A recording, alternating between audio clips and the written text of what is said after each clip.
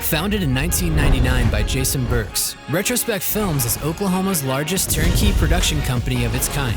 With over 2 decades of experience, a full-time team of over 20 talented individuals, a 12,000 square foot studio to create in, and thousands of successfully completed projects in both entertainment and advertising. You're in the right place if you like hearing some good old filmmaking stories.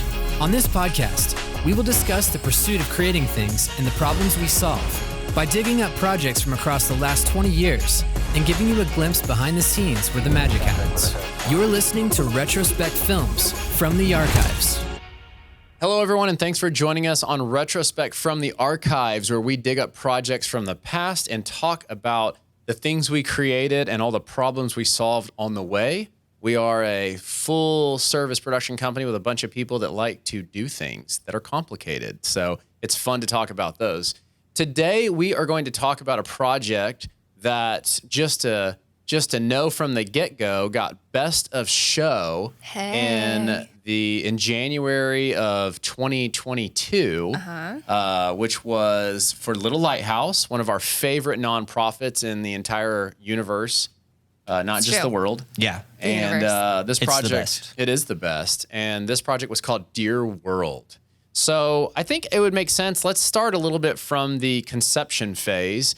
And Tayler, I know that you began the writing of this, but a lot of this was actually in the words of Lauren. Yeah. So let's talk about what this need was, first of all. What were we creating? Why were we creating it? Yeah, we were creating a couple different videos for Giving Tuesday for Little Lighthouse. And every year we do this. We do a garden party video and then a couple for Giving Tuesday. And Lucas had reached out to me and kind of sent me, I really cannot remember, like, if it was just like run wild with it or if we had a couple ideas that we tossed back and forth. But I had seen this video on YouTube of this little girl who wrote a letter to her dad. And it was essentially like the essence of the story was this dad worked extra hard to provide this really great living for his little girl, but tried to make it seem as though they were rich as can be for his little girl to have this really great life. And the video made me cry. And so I was like, I love the vehicle of hearing the words of a letter that someone's writing. And then I think I just was like, it'd be really cool to hear a parent's words and letter to the world of what they wish that the world knew about their child. And so I had just kind of written up, I think, probably a paragraph of an example of what the letter could look like. And we really wanted the words to be authentic and genuine. And so we wanted Lucas to send out an email to parents and see if he had anyone who would want to write the letter. And I'm not going to lie, at first when we did this, I kind of thought that I would have to mold the words more than I actually did to be more poetic. But we ended up teaming up with Lauren Poole, who is just a fantastic writer. I mean, she sent back the letter and I was like, I literally am just going to reorder a couple of paragraphs and delete one sentence. And that's all I had to do. And I mean, but I'm, it was from her heart. And her words Give were us a little context. Who's Lauren Poole and why would she write it? Lauren Poole is Lincoln's mom, and Lincoln was a student at Little Lighthouse. Yeah, she graduated. But Lincoln is an amazing little girl, and Lauren has a heart for philanthropic things beyond Little Lighthouse, but she's a huge advocate for her daughter. Yeah, again, an incredible writer.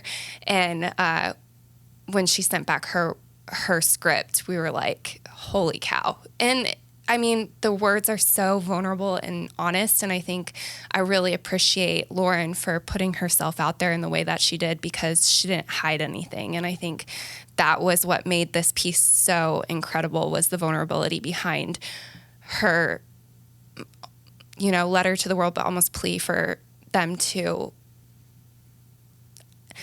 I don't know how to say it, but yeah, you have to go watch the video. Well, I think we would be it would be a mistake to not watch that video in this podcast. So let's take a look at it right now.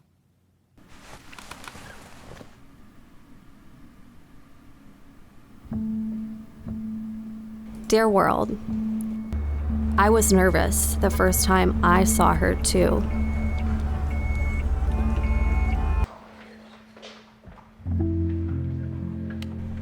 I was scared, anxious, and overwhelmed with so many emotions. I had never known anyone who was disabled. I definitely didn't know how to play with a baby who's disabled. Ready? How to communicate with a child who may never speak aloud. Just to brush your teeth. Or how to fall in love with someone who may not live through the night. So really, it's okay. I was nervous too.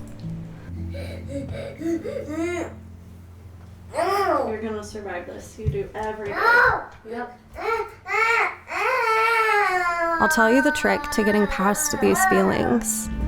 You play with the baby as if disability isn't an adjective. Thank you. You talk to the child as if they speak just as fluently as you do. And you naturally fall in love because you realize they're not much different from you and I. You ready for red class? Dear world, I think you should know how beautiful this life is that God gave my family. I think you should also know how absolutely terrifying it can be. How many worries go through my mind at night because, unfortunately, kindness and warmth are not something we're always met with.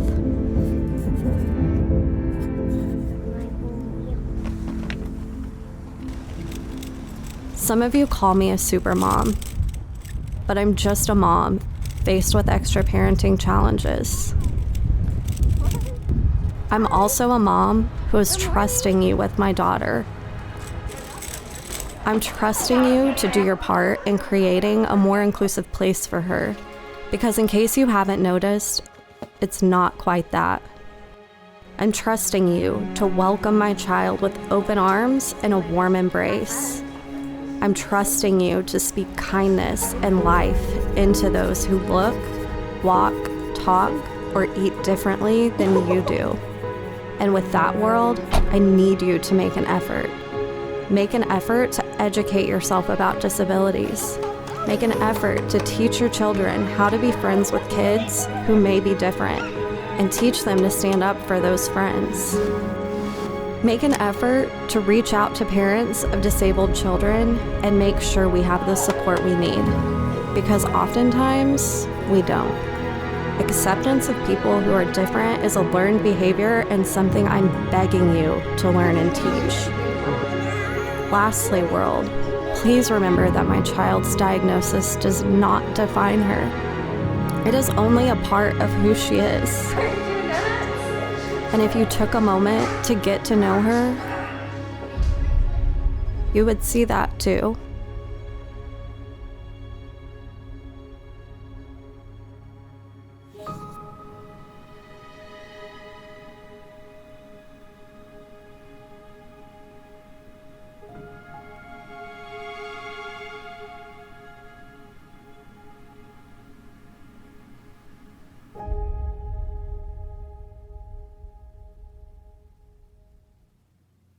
So I want to talk a little bit about the production. Hightower, obviously it's like common for us to create stories that are in a story arc or in a consecutive order. This one kind of had a mixture of time of day elements, etc.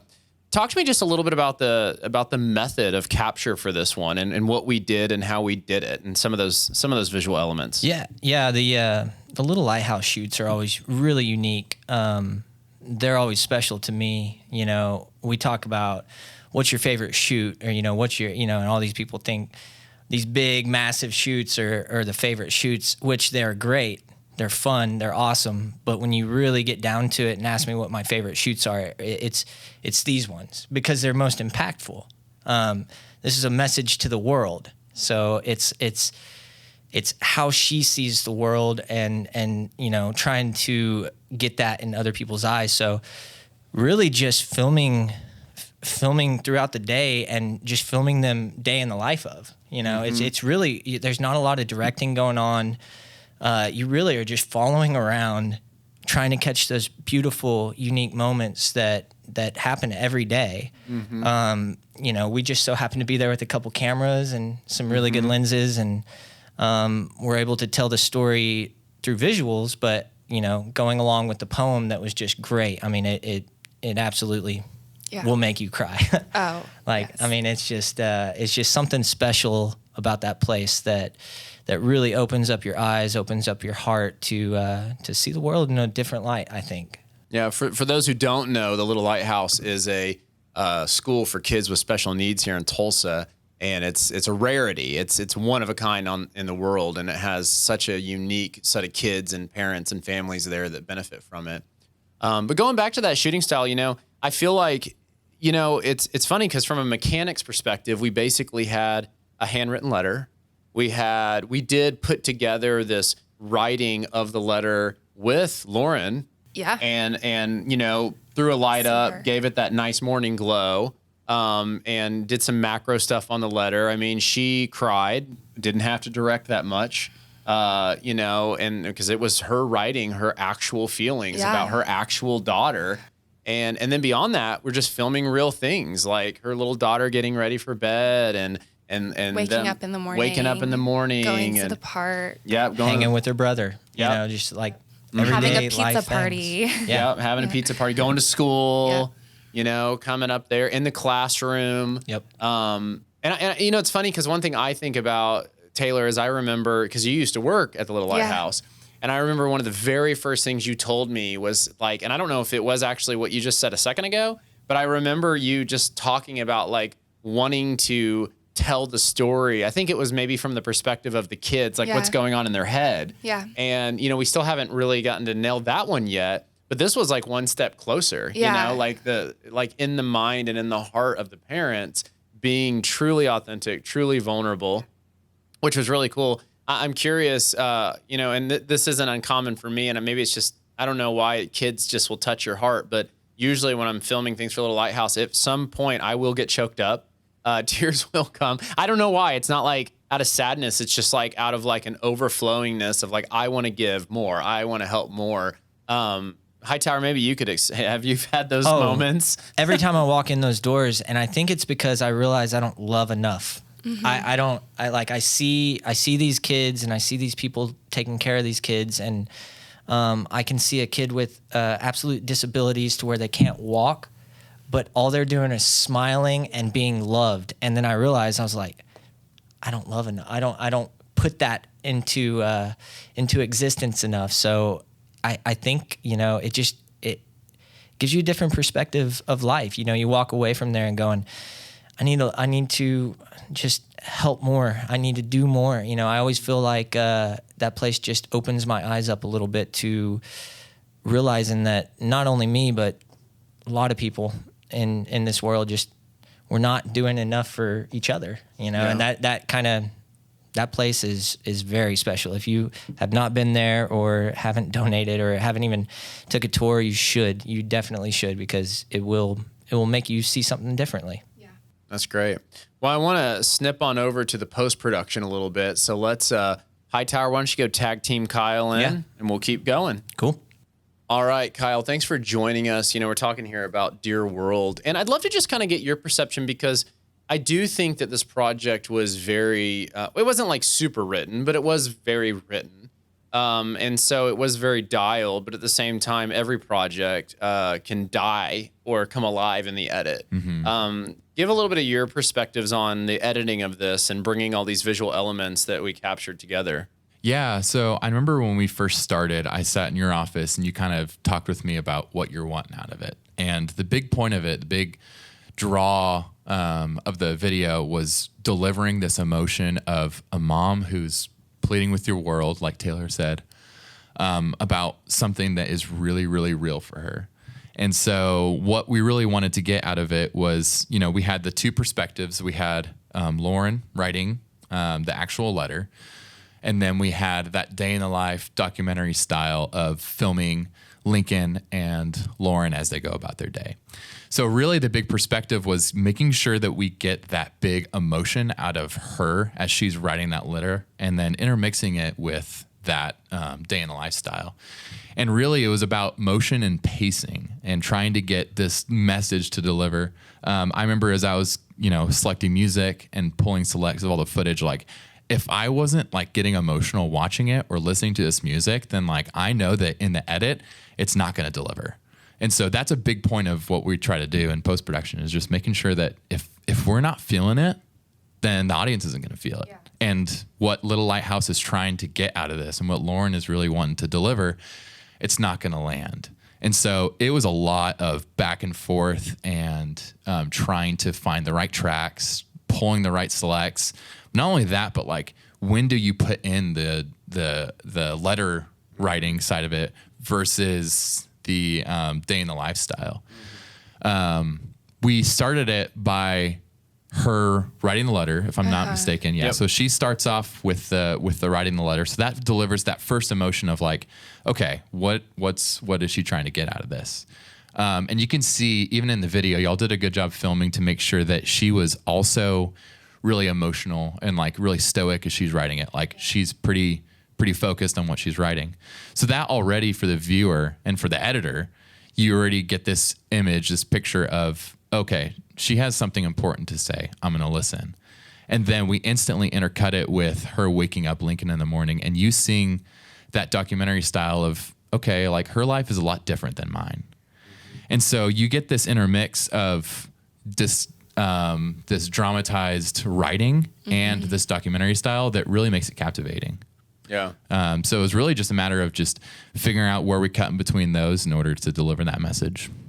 And I do think this project specifically, it's interesting when you choose like cinematography styles, you're dabbling with, what could be contrived, what should be authentic, what might seem staged, what absolutely is not staged. And we were kind of dabbling with a lot of these in this one. I chose to shoot really shallow and kind of messy handheld because I wanted to err on the very authentic, because it was very authentic.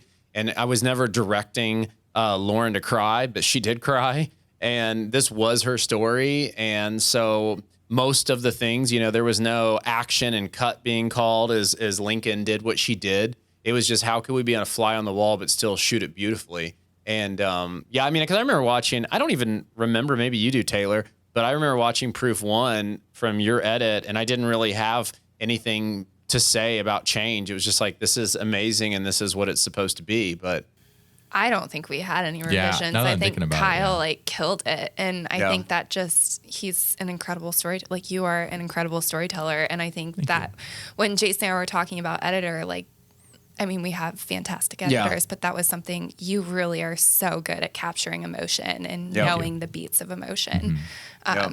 Yeah.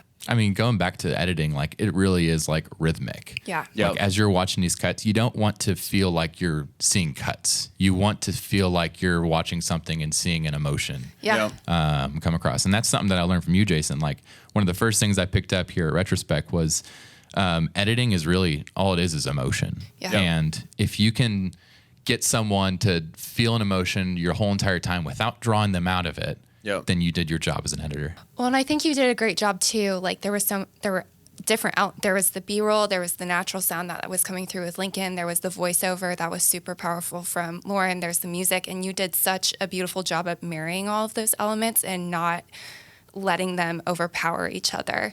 And because obviously Lauren's words need to shine, and I think you did a really great job at making those shine. Well, fast forward, onto the Addies, which is our big competition of the year that we try so hard to do great at and submit work to, that we're proud of. And you never know what's going to win. We knew before we went there that this project, that Dear World, won a gold, which we're like, that's good, which makes it a contender for the biggest award of the whole show. And the Addies are statewide competition. Every ad agency, every photographer, graphic designer, filmmaker, everybody that works in this industry that we work in is competing in Oklahoma City. And the biggest award of the entire show is Best of Show. And it was that moment of truth. And I don't know, we don't know, But then it did win. It won Best of Show. And what really stood out to me about that was that it won Best of Show, and it wasn't because it was like the most beautiful or the best artistic anything, even though it was amazing. It's beautiful. It's amazing. But it was because a story and an emotion was captured through all those artistic things that needed to be told. And I really liked that because I felt like, many times what wins is just beautiful, or it just has all these artistic aesthetic things. And you're like, oh, it's so beautiful. It's so aesthetic. It wins. But this was like, no, this captured a story and an emotion of something rare and unique that needed to be told. And to be able to win that and be able to, give that huge achievement to Lauren and her husband and Lincoln. I mean, that's just amazing. Who happened to be there. Lauren and Riley were able to be there, which is really cool. But yeah, like you said, it's a story that needs to be told and one that needs to continue to be told. Yep. And I think that was what was really cool, is that the judges saw that was a message that deserved to be shown. Have a platform. Have a platform. So that's great. Well, that is all for this episode. Thank you so much for joining us. I hope you enjoyed watching this piece. Kyle, thank you so much for doing a great job on the edit, and Tayler developing this thing beautifully. And it was so exciting to be a part of it. If you guys enjoyed this, you can go check out, we actually have a lot of videos for Little Lighthouse we've done, but you can find other work of Retrospec Films at retrospecfilms.com. And we hope you join us on future episodes of From the Archives. We'll see you then.